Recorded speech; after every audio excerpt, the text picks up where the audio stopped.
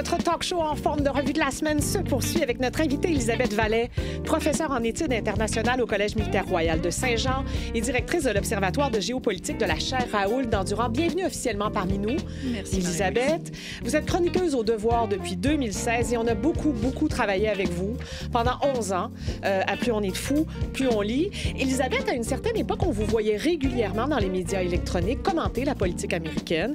On vous voit moins depuis quelques années, puis c'est un choix personnel de votre part. Pourquoi? Parce que tout va de plus en plus vite. Parce que je trouve qu'on occupe tous un rôle dans la société. Et que le rôle d'un expert, c'est de prendre un pas de recul. Puis je pense qu'on a un bénéfice en étant à l'université. On vit sur un temps long. Votre temps en tant que journaliste est un temps extrêmement court. Oui. Le temps de l'action politique est extrêmement court. Il y a deux acteurs qui bénéficient d'un temps plus long. Ce sont les cours. On sait que parfois ça peut s'éterniser sur des années. Et la recherche universitaire, si on parle en termes de poids et contrepoids dans une démocratie. Donc, il faut qu'on vive sur notre propre continuum. Puis je trouve qu'en prenant un pas de recul, ça permet aussi d'avoir une analyse qui permet de rassembler peut-être des notions. Vous savez, quand j'écris mes chroniques pour Le Devoir, vous verriez la version que j'envoie à Louise Maud au Devoir, c'est il y a des notes de bas de page. Mais je trouve il y a des références. Mais vraiment, j'inclus vraiment des notes de bas de page, des références. C'est sourcé scientifiquement pour deux raisons. D'une part, je veux qu'il puisse parce que peut-être un élément important, Le Pupitre fait un fact-checking. Il vérifie vraiment mes données. Comme je suis un peu fâchée avec les chiffres, de temps en temps, ils me disent c'est peut-être pas le bon pourcentage. Donc, ils vérifient ce genre de choses. Donc, ça leur permet, eux, de voir sur quoi je me suis basée. Puis moi, ça me permet aussi de pouvoir dire en tout temps à quiconque s'adresse à moi post-chronique, de dire il y a des études scientifiques que j'ai pris le temps de lire, mais évidemment, ça, c'est un temps long.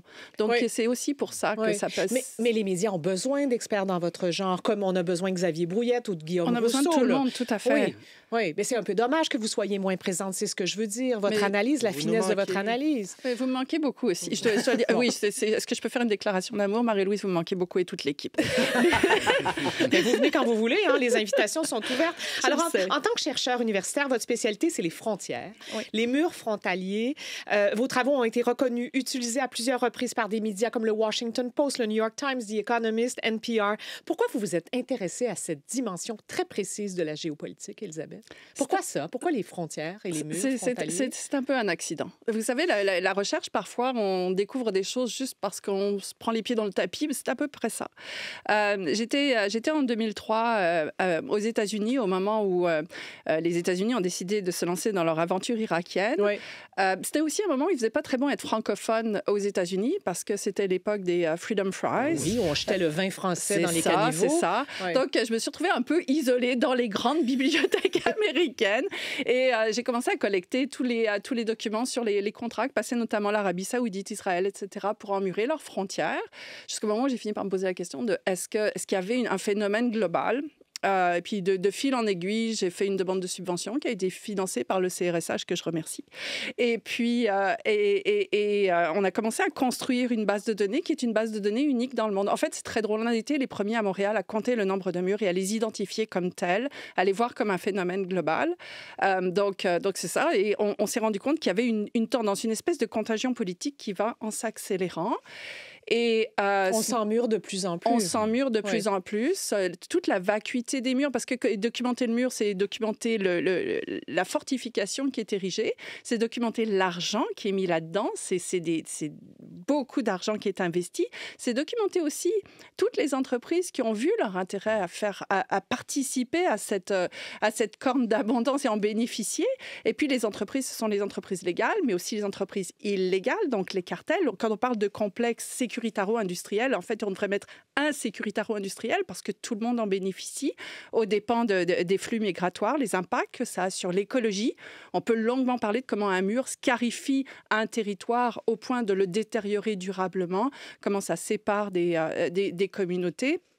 C'est un symbole de l'insécurité mondiale, en fait, du mouvement des populations, des changements climatiques, des guerres civiles qui se sont multipliées et de ce sentiment d'insécurité qui habite les populations qui font en sorte que des politiciens comme Donald Trump, qui arrivent avec un discours, on va ériger un mur, ce soit populaire, Elisabeth. Oui, et puis lorsque c'est le président des États-Unis qui en parle, il tient un porte-voix dans le monde et donc il y a un effet de contagion politique. Et puisque les États-Unis le font, mais non, ils le font depuis longtemps, hein, mais quand Trump s'en est emparé, on a fait un slogan politique, tout d'un coup, on l'a vu percoler ailleurs, puis c'est ça qui est extrêmement dangereux. Alors, ce qui est intéressant de notre point de vue, c'est que, ou intéressant, ce qui a été surprenant de notre point de vue, et qui a fait changer notre manière de penser les choses, c'est qu'on savait que les blocs d'extrême droite utilisaient nos données, parce qu'à partir du moment où on commence à dire, il y en avait juste 10 au sortir de la guerre froide, et puis là, tout d'un coup, on se retrouve avec les chiffres gonflés, 77, 86. On en a probablement 110 en stock, mais de prouver, des murs, on en a 4 diades, donc une diade, un mur entre deux pays. Aujourd'hui, le chiffre sûr, c'est 86. Ces données-là, nous, on les utilisait pour dire, regardez, on a beau faire ça, ça n'empêche pas les gens de passer. Mais les blocs d'extrême droite, les influenceurs utilisaient cette donnée-là pour dire, regardez, si tout le monde le fait, pourquoi pas les autres? Donc, Donald Trump, qui a utilisé vos propres données à vous en 2019, Elisabeth. Mais c'est le moment où, en fait, ça nous a échappé, effectivement, parce qu'on le savait, on surveillait ces blocs-là, on savait ce qui se passait. Mais le moment où Trump a tweeté ça, oui, là, j'ai été obligée de réagir. Sur X. Ouais. Et puis, c'est pour ce que ça pouvait faire, mais c'est le moment aussi où ça nous a amené à un autre type de questionnement dans la recherche. C'est à quel moment ce que l'on cherche peut être approprié.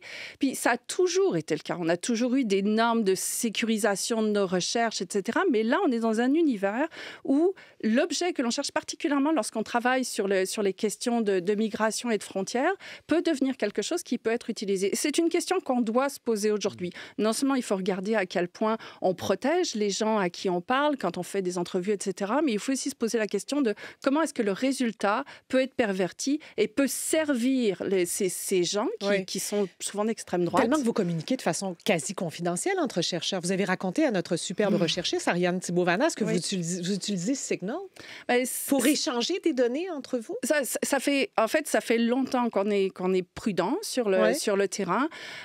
Depuis le premier mandat de Trump, lorsqu'on se rendait dans d'autres pays, sur d'autres terrains, on a toujours eu des protocoles de sécurité où les entrevues qu'on avait passées étaient cryptées, envoyées sur un cloud, nettoyées nos iPads, etc. Et puis, lorsque Trump est arrivé au pouvoir la première fois, et que dès 2017, on a vu rentrer les décrets anti-migratoires, lorsque moi-même, j'ai été questionnée plus longtemps et de manière plus étrange à la frontière du Vermont que normal, à me poser des questions sur mes opinions politiques, sur pourquoi est-ce que j'étais là. Ça allait trop loin. On percevait l'arbitraire à la frontière nord, ce qui était nouveau. On l'a toujours senti à la frontière sud. Mais à la frontière nord, c'était la première fois qu'on le sentait. Donc là, on a changé nos protocoles. C'est le moment où ce qu'on entend aujourd'hui, des gens qui disent qu'il faut faire attention avec vos appareils électroniques, ça a toujours existé. Il y a toujours eu cette part d'arbitraire, mais elle était limitée à certaines personnes, à certains passeports et à certains endroits. Ce qui est nouveau aujourd'hui, ce qui est complètement en train de changer, c'est qu'en fait, tout le territoire américain est devenu une frontière. Oui, depuis l'élection de Donald Trump, d'ailleurs, le renforcement des frontières et les enjeux liés à l'immigration sont des sujets récurrents. Oui. Prenons la déportation spectaculaire, filmée d'ailleurs comme un long métrage d'action. C'était le 15 mars dernier de plus de 250 hommes qui ont été expulsés vers le Salvador, la plupart pour appartenance présumée au gang vénézuélien MS-13, déclaré organisation terroriste par Washington. Depuis janvier, Elisabeth, on les a vus d'ailleurs à la télévision, les multiples arrestations arbitraires menées par ICE sont qualifiées d'apparentes au style de la Gestapo en Allemagne nazie par le média américain The Nation, mais pas que, qui écrivait hier d'ailleurs que ce que souhaite Donald Trump, c'est l'instauration d'un État policier. À quoi ça sert ce déploiement de force? À votre avis? Ça sert à beaucoup de choses. C'est un spectacle.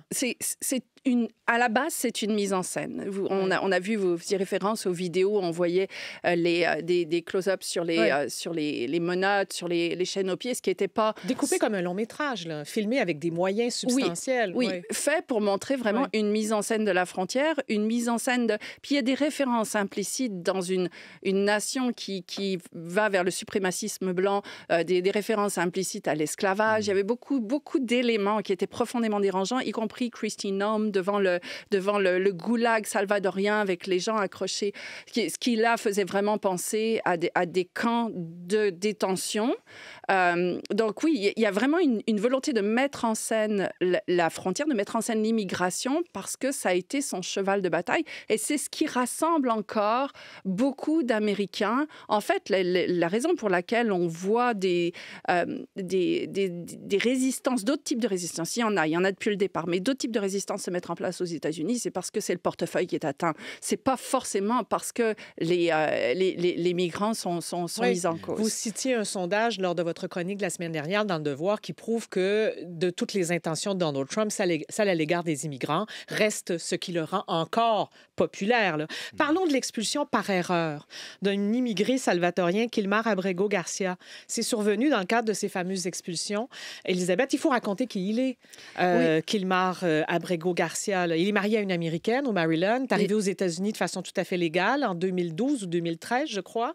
Il a franchi de manière irrégulière, mais il bénéficie... Mais c'est un immigrant qui a tout à fait le droit de vivre aux États-Unis. Là. Il bénéficie d'un statut de protection temporaire. Exact, voilà. Et effectivement, il a été raflé, parce que je pense que c'est le mot qu'on doit utiliser, avec d'autres, pour être amené au Salvador, dans ce qui est ni plus ni moins qu'un goulag, qui est une zone de détention qui est mise en place pour les opposants du régime, les plus grands criminels. Peut-être juste revenir sur ce que vous avez dit. Il n'y a personne qui peut être légalement expulsé vers un goulag dans un pays qui a des pratiques autoritaires. Donc, que vous soyez criminel ou pas, de toute manière, quoi qu'il arrive, il doit y avoir un système où votre expulsion doit être encadrée. C'est ce qu'ils appellent le due process. C'est un état de droit. Tout ce qu'écrit The Nation, là, on est en train d'instaurer un état policier, le substituer à l'état de droit. Vous avez utilisé le mot rafler, d'ailleurs. Oui. C'est pas innocent. Pourquoi? Non, c'est pas innocent parce que si on lit aujourd'hui des gens qui sont venus d'ailleurs s'installer à Toronto, Timothy Snyder, Jason Stanley, qui écrivent sur le fascisme, sur la tyrannie, déroulent les mécanismes et disent on est dans des mécanismes complètement analogues, complètement comparables. Il y a un mode d'emploi, en fait, qui est un mode d'emploi qui s'affiche, qui s'aligne vraiment sur les années 30, sur ce qui s'est passé pendant la période hitlérienne. Et c'est pas un abus de langage. Puis je sais que parfois, il peut y avoir des débats dans les médias sur l'utilisation du mot fascisme. Sur l'utilisation du mot fascisme ou du nazisme. Mais il faut être capable de nommer aussi les choses par analogie. Le cerveau humain fonctionne de telle manière qu'on est obligé de s'aligner sur des échantillons et des comparables. C'est comme ça qu'on fonctionne, c'est comme ça que la science fonctionne. Et c'est pas un abus de langage lorsque quelqu'un décide délibérément de sortir de l'état de droit, cible des pans de la société, cherche à éviscérer cette société de certains pans démographiques, labellise les gens. Vous savez, juste le label, le fait de parler, de déshumaniser les migrants. En soi, ça fait partie de tous ces mécanismes. Stanton a étudié ce genre de déroulé. Je veux dire, il n'y a pas d'abus de langage dans le fait d'utiliser ces comparaisons. Elles sont viables. Il y a une semaine, dans un train qui s'arrêtait dans une station à 50 km de la frontière au Montana, ICE, cette fameuse brigade, ils sont montés à bord du train, habillés en habits militaires, en fatigue militaire, armés jusqu'aux dents pour demander leur statut de citoyenneté à chacune des personnes dans le train. Le conducteur du train a dit « Je n'ai jamais vu ça. Ça fait 40 ans que je travaille. Je n'ai jamais vu ça. » Le monde est en train de changer sous nos yeux. On avait des indicateurs déjà pendant Black Lives Matter, où on avait vu les patrouilles de Bortac, donc de la frontière, se déployer, rafler des gens, etc. Tout ceci, ce sont tous des ballons d'essai. Chaque fois qu'il se passe quelque chose, et donc pour revenir à cette personne qui se retrouve expulsée... Par erreur. Une erreur que la Maison-Blanche refuse de réparer. Mais qu'ils ont reconnue. Oui. Mais tout ceci, ce sont des ballons d'essai. Si on le laisse aller, si les Américains l'acceptent, l'étape d'après, va aller encore plus loin et il se dit beaucoup dans l'entourage de Donald Trump que c'était un ballon d'essai pour voir si on pouvait finir par pouvoir expulser dans des zones comme ça des citoyens américains qui seraient jugés trop criminels pour rester en territoire continental. Oui, c'est toute une zone et un vocable qui devient de plus en plus dangereux. Hier, on apprenait grâce au travail des journalistes du média Wired que Dodge, la créature d'Elon Musk, s'apprêterait à mettre en place une base de données principale du département de la sécurité intérieure qui pourrait permettre de suivre, de surveiller les immigrants sans papier, les travailleurs étrangers certifiés. Demain, le 20 avril, Elizabeth Trump pourrait invoquer l'Insurrection Act pour faire face à ce qu'il qualifie de situation d'urgence avec la frontière du Sud. Toujours selon The Nation, Elizabeth, les passages à la frontière américaine sont beaucoup moins nombreux qu'auparavant depuis quelques années. Alors, qu'est-ce qu'ils cherchent en faisant ça? Il cherche à définir un ennemi objectif. On revient de nouveau à l'époque du nazisme. Mais si on définit un ennemi objectif, quelque chose qui nous est extérieur, quelque chose qui vient nous attaquer, quelque part, ça vient édulcorer, effacer tout ce qui se passe par ailleurs. Et c'est une pratique courante qu'on a vue ailleurs, qu'on voit dans tous les moments où les démocraties dévissent, au sens de l'alpinisme du terme, mais dévissent de leur mont, on voit cette structure-là se mettre en place. Il le sait, il l'a dit lui-même. Il y a une entrevue en 2015 où il dit « L'immigration, c'est quelque chose qui fonctionne. Je vais appuyer là-dessus jusqu'à ce que ça ne fonctionne plus. » Il a essayé d'autres choses. C'est ça qui a pogné. Donc, c'est ce qu'il va continuer à utiliser. L'afflux de migrants à notre frontière s'invite aussi dans la campagne électorale. Radio-Canada rapportait samedi dernier qu'au moins 1 millier d'immigrants d'origine haïtienne qui vivaient aux États-Unis avec des permis de travail sont arrivés à la frontière canadienne depuis le 1er avril parce qu'ils risquent l'expulsion aux États-Unis. Questionnés à ce sujet lors des 2 débats des chefs mercredi et jeudi, Mark Carney et Pierre Poilievre ont tous les 2 dit qu'il fallait les renvoyer vers les États-Unis, qui sont encore un tiers pays sûr. Là, je cite M. Carney spécifiquement. Qu'est-ce que vous pensez de cette réaction? Ça vous fait sous. Oui. On parle il y a des auteurs qui parlent d'armes de migration massive. En fait, les migrants sont utilisés comme un moyen de pression, un outil géopolitique. C'est quelque chose, c'est une patate chaude que les politiciens se refilent. À prendre les choses par... Aujourd'hui, il n'y a aucun politicien susceptible de devenir Premier ministre qui va tenter le coup de dire qu'on va ouvrir les portes comme l'avait fait Trudeau.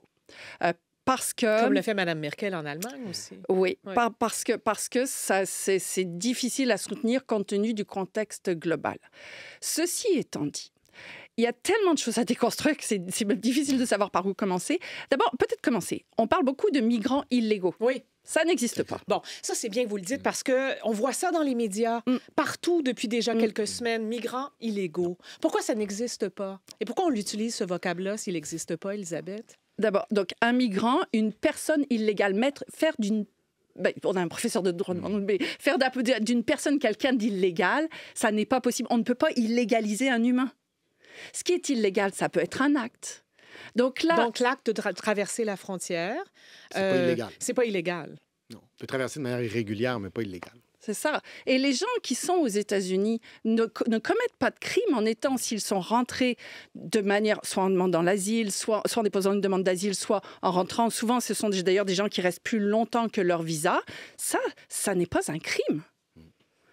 Donc, la notion de migrant illégal ne fait pas de sens. L'autre chose, c'est qu'on rend les gens illégaux en leur enlevant un statut. Ce sont nous, finalement, comme projet de société, qui décidons de décider qui va être illégal ou quel franchissement va être illégalisé ou pas. Ça, c'est une première chose. Donc, migrants, et puis du point de vue du droit international, le grand gain de l'après-Seconde Guerre mondiale où on a laissé passer des bateaux comme le USS Saint-Louis et qu'on les a renvoyés à la mort et qu'on s'est dit plus jamais ça. Le grand gain, c'était de dire les gens vont pouvoir continuer à entrer. L'autre chose qui est importante, c'est que l'immigration est dépeinte et il y a une prévalence de ce discours comme quelque chose de négatif. Si les anges gardiens n'avaient pas été là pendant la COVID, je ne comprends même pas qu'on en soit encore là. Ce sont évidemment les gens que... C'était le vocable de François Legault. Les anges gardiens, c'est les gens venus d'Haïti, souvent, ou nés de parents haïtiens, qui ont travaillé dans les CHSLD, les hôpitaux, qui ont travaillé à maintenir en vie les gens malades, en fait. Tout à fait. Et c'est une richesse, l'immigration. Lorsque l'on nous parle de problèmes liés à la frontière, qu'on déploie des Black Hawks pour faire plaisir à Trump de l'autre côté, mais lorsqu'on dit qu'on va barriériser la frontière, empêcher les gens de passer, le problème n'est pas la migration, ce sont les politiques d'accueil. Et là aussi, de capacité d'accueil, quand on vous parle de capacité d'accueil, on va se le dire là, c'est de la boîte. Je ne sais pas que c'est de manière la plus polie que je puisse le dire parce que ça en fait, c'est jamais clair. On ne la connaît pas, notre capacité d'accueil. Elle n'est pas définie clairement. Mais ça n'est nulle part. On parlait à Luna Vives à l'Université de Montréal, à Mireille Paquet à l'Université Concordia qui étudie la migration ici. Elles vont vous dire ça n'existe pas. C'est ce qu'on décide de faire. Ce sont peut-être des politiques de construction des maisons. Ce sont peut-être des politiques de gestion du système de santé. Ce sont peut-être des politiques d'acceptation d'Airbnb et de grands consortiums qui autorisent l'achat de grands immeubles et l'éviction de personnes. Les gens qui sont foutus dehors, là, c'est pas parce qu'on a mis des migrants à leur place. Donc, il faut changer le discours. Puis ça, c'est vraiment le plus dur. Arriver à dire aux gens, allez travailler au collectif bienvenue, allez parler aux gens qui veulent être ici, qui disent le moment le plus dur que l'on a vécu, alors qu'on a traversé la jungle du Darien, l'Amérique centrale, qu'on est remonté avec la Bestia à travers le Mexique, qu'on est arrivé au mur, c'est aux États-Unis. Les États-Unis ne sont plus un tiers pays sûr. Donc, il faut peut-être commencer à apprivoiser cet environnement au lieu d'embarquer derrière les politiciens qui nous disent que c'est quelque chose de négatif. Posez-vous la question, déconstruisez ce qu'on vous dit. Est-ce qu'on peut penser les frontières à ce moment-là comme... Il y a la frontière physique, mais des frontières comme des discours, en fait. Les frontières comme des discours qui sont essentiellement des discours qui construisent l'altérité, l'intérieur, l'extérieur d'une nation, qui on veut inclure, qui on veut exclure ou qui on souhaite, en fait, rejeter. Oui, tout à fait. Et on n'est pas obligé de parler de... Nos frontières ne sont pas ouvertes. Peut-être qu'on pourrait commencer par ça, là, parce que c'est vraiment important. Quoi qu'on nous dise, nos frontières sont loin d'être ouvertes. Ce qui ne fonctionne pas, par contre, c'est le fait qu'on va laisser quelqu'un dans les limbes. Tu parles de projet de société, de construction de l'altérité, mais l'altérité, on la construit de facto dès lors qu'on fait patienter quelqu'un dans un statut implicite, dans un statut bancal, où ils vont être obligés de quémander que l'État leur accorde encore un sursis, encore un moment, etc., alors qu'on devrait dire, OK, changeons ces politiques qu'on mette dehors les gens qui doivent être dehors. Là, il faut qu'on s'entende là-dessus. Les gens qui n'ont pas de statut et qui commettent des crimes, par exemple. Il y a beaucoup d'éléments. Mais il faut qu'il y ait un processus qui soit adéquat. Mais il y a beaucoup de gens ici qui veulent participer à notre projet de société. Dans les classes de francisation, vous rencontrez des gens qui veulent... Vous savez... J'ai un de mes étudiants qui avait fait du sucre à la crème. On avait un atelier de cartographie avec au Collège militaire royal de Saint-Jean. Oui. Non, à l'UQAM. Je pourrais longuement vous parler de l'extraordinaire ouverture de nos élèves officiers et d'à quel point je suis fière d'enseigner dans cette institution. Mais à l'atelier de cartographie, là, j'ai un étudiant qui amène du sucre à la crème. Et vous auriez vu quand on leur a expliqué que c'était une partie de notre culture. C'était beau, Marie-Louise. Parce que là, ils avaient l'impression de goûter à notre culture. Ça, c'est chouette. Ouais. C'est ça qu'il faudrait arriver à apprivoiser tous ensemble, plutôt que d'écouter ces discours. Il y a du bien fondé de partout. Je ne dis pas que les discours sont mal fondés, mais il faut apprendre à voir l'autre partie, celle qu'on n'entend plus, que l'immigration, en fait, c'est un atout pour une société. Pour réagir à cet entretien, je suis convaincue que vous êtes nombreux à avoir envie de le faire. Tout peut arriver à @radiocanada.ca. Vous pouvez aussi cliquer sur la bulle de conversation associée à notre émission sur la plateforme audio. Élisabeth Vallet, merci d'être avec nous. Merci vraiment. Merci.